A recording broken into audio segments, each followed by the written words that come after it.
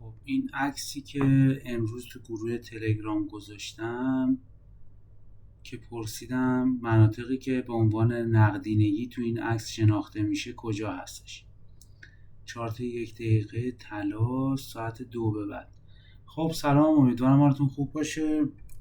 بریم سراغ کار خودمون و ببینیم امروز چه خبر بوده و جواب این سوالی هم که تو این گروه همون پرسیده بودم و بدم و بریم سراغ کارمون ببینیم چه خبره.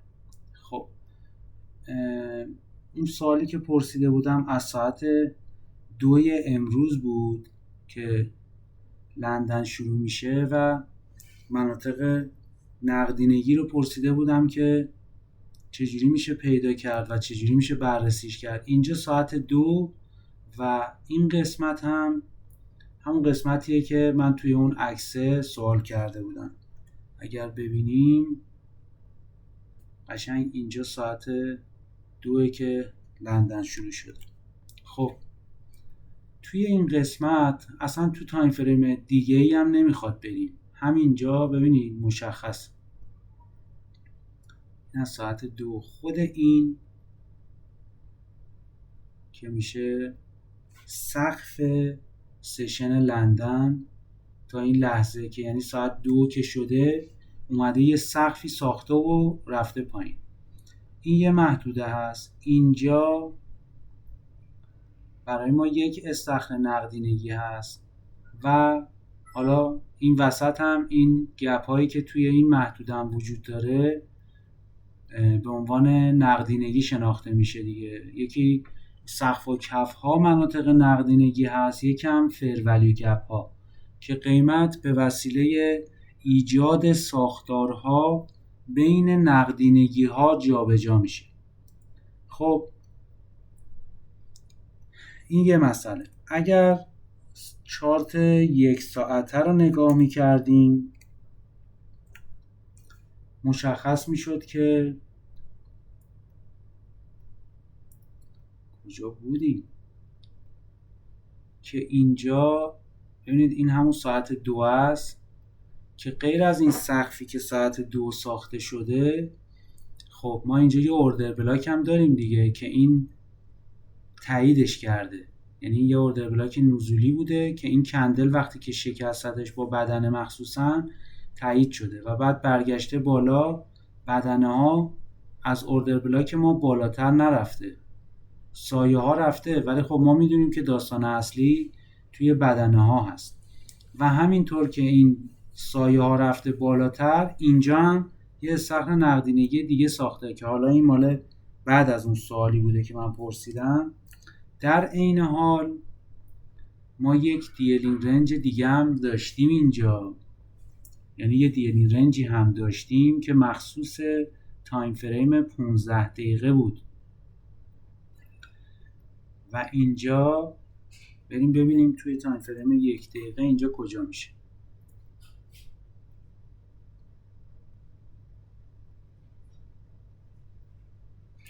اینجا جایی بود که اومد توی گرون فروشی 15 دقیقه و ریخت به سمت پایین و اینجا دیگه بازار نزولی شد تا اومد این پایین و از این پایین برگشت به سمت بالا.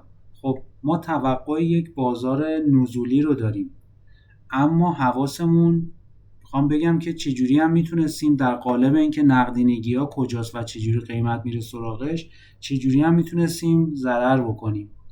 ما اینجا یه بازار نزولی رو دیدیم که این ساختاره حالا به هر شکلی داره میشکنه میاد به سمت پایین و اینجا برمیگرده بالا.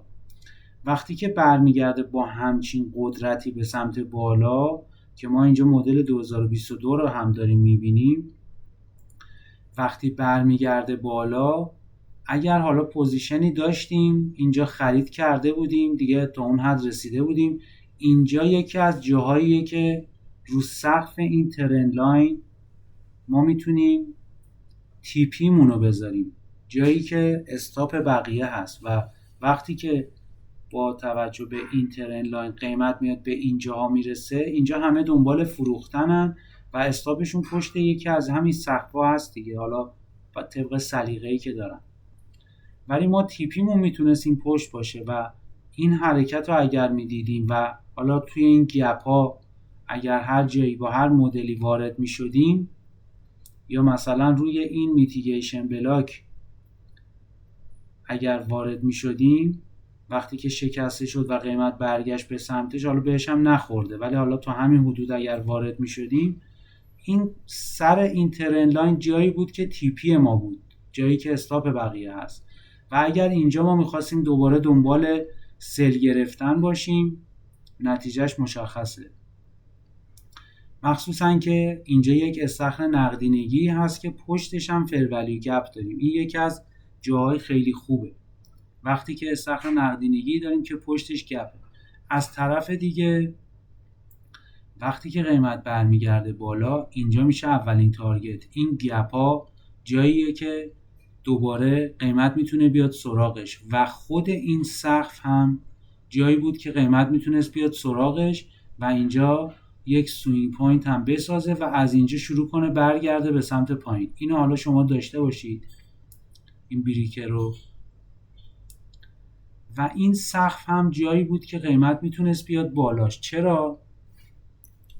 ما میدونیم که توی دیلینگ رنج ما وقتی که قیمت داره حرکت میکنه، ببینید قیمت اومده توی ارزون فروشی دیلینگ رنج سعودی ما توی 15 دقیقه رفته بالا، توی گرون فروشی شکسته به سمت پایین. خب خود اینجا هم یه شکستی ما داریم، یک اصلاح داریم و بعدش شکست معتبر داریم. اینجا میشه یه دیلینگ رنج هستن واسه ما. اینم معنی داره واسمون دیگه. اینجا یه حرکت خوب رو به پایین داشتیم، اصلاح داده و بعدش شکسته به سمت پایین. اینجا فاکتورهای شکست معتبر هم وجود داره.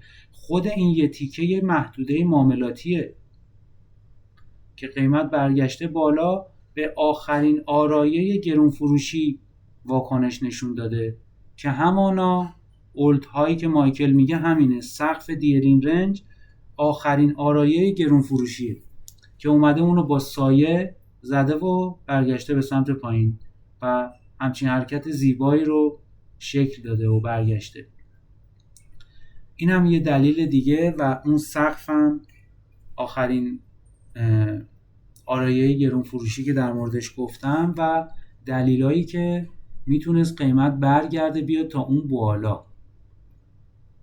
بالاخره ببینید وقتی که قیمت برمیگرده بالا میاد، مثلا این دیلینگ رنج رو ما پیداش کردیم، وقتی میاد بالا، برای اونایی که نمیدونن، از EQ تا سقف دیلینگ رنج میشه گرون فروشی. یک جایی ما اینجا توقع داریم که قیمت برگرده پایین. خب اومده این بالا روی آخرین آرایه اومده این سوینگ پوینت رو ساخته. این هم واکنش داشته در طول آخرای لندن و بعدش ریخته در طول ظهر لندن اومده پایین.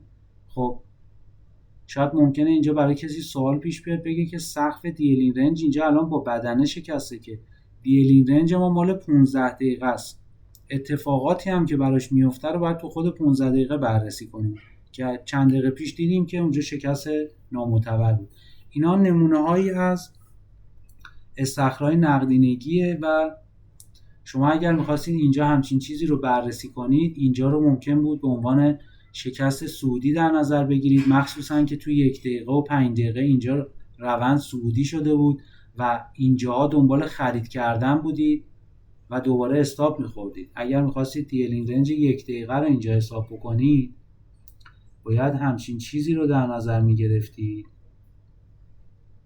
از اینجا یه همچین دیلینگ رنجی میشد و شما میگفتید که خب الان اینم پاک کنم، الان قیمت اومده توی OTE، به به اینجا جای خرید کردنه. خرید میکردید و حتی اگر اینجا خرید میکردید و توی گرون فروشی خارج میشدید بازم سود میکردید. حتی توی آموزش‌های دیگه‌ای که پر از خط و نقاشی و چیزاییه که به نظر مایکل بی‌معنیه، همونجا هم اگر زود از پوزیشن خارج بشی میتونیم سود ده باشی، مثل خیلیایی که با آموزش‌های دیگه دارن زندگی میکنن.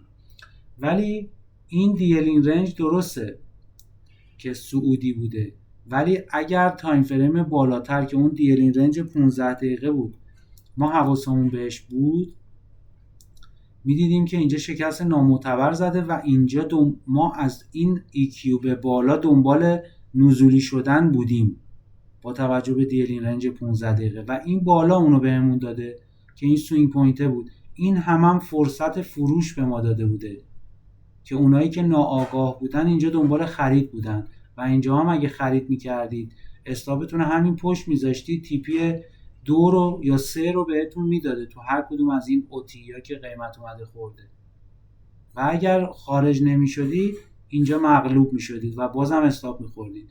پس ما باید مولتی تایم فریم کار کنیم و حواسمون به دیلینگ رنج های تایم فریم بالاتر هم باشه. من تا دیلینگ رنج 4 ساعتر هم حواسم بهش هست که اگر بخوایم اونم نگاه کنیم یه همچین چیزیه که اگر قیمت بخواد برگرده پایین، یعنی اینجا اگر میخواست برگرده پایین، خود EQ 4 ساعت هم یه تارگتی بود واسه خودش که میتونست قیمت تا اینجا حداقل بیاد برسه که حالا فعلا داره. بزنین یکم درباره اینم بگم این آخر ویدیو رو تمومش کنیم. توی تایم فریم 1 ساعته اگر نگاه بکنیم اینجا ما یک دیلینگ رنج سعودی داشتیم که قیمت به ارزون فروشیش نرسید و برگشت بالا. حالا آن فینیش بیزنس میخواین در نظر بگیرین، یونیکورن میخواین در نظر بگیرین، فرقی نمیکنه، شکسته به سمت بالا. و جالب اینجاست که خب اینجا یه جایی باقی مونده که هر وقت ساختارا بخواد به سمت شرکت بکنه اینجا میشه یکی از تارگت ها. ولی اینجا هم در نظر بگیریم که از اینجاها شروع کرده قیمت یه ترن لاینی ساخته، اینجا اومده اون ترن لاین رو شکسته، بازم برگشته به سمت بالا. یعنی اینجا موقعی که شکسته شد توی یه آموزش دیگه یه استاد عزیزی داریم که به این الگو میگه الگوی MTR که برمیگرده پول بک میزنه به ترن لاین، از اینجا دنبال سل گرفتنه که همچین اتفاقی هم نیفتاد و تو پرایس اکشن هم میگن اگر ترن لاین شکست تا اولش میاد، تا اول کانال میاد و این حرفا هیچ کدومو نیامد. و اینجا دیلینگ رنج 1 ساعته هم اگر میخواستیم بکشیم باز برامون کار میکرد. میدونیم که مایکل گفته قیمت در طول روز بین محدوده گرون فروشی و ارزون فروشی 1 ساعته حرکت میکنه و اینجا یه اصلاح داشتیم دوره. اینجا هم حالا اگر سوینگ رو در نظر بگیریم، سوینگ های در نظر بگیریمش، از این یکی کف هم میشه گرفت. حالا من دقیق نمیخوام حساب کنم ولی هر کدوم از این دوتا رو هم میگرفتیم به عنوان دیلینگ رنج 1 ساعته، اومده یه شکست نامعتبر امروز فقط زده و بعد برگشته بالا، از بالا داره میشکنه که حالا باید شکستش هم بررسی بشه. این چیزایی بود که امروز میخواستم باهاتون به اشتراک بذارم. قیمت به وسیله ساختارها بین مناطق نقدینگی جابجا میشه. نقدینگی هم همون سقف و کف ها، مخصوصاً سقف و کف سشن ها هست در طول روز و فرولی گپ ها و وایت ها. امیدوارم این جلسه هم مفید بوده باشه براتون و خدا نگهدار.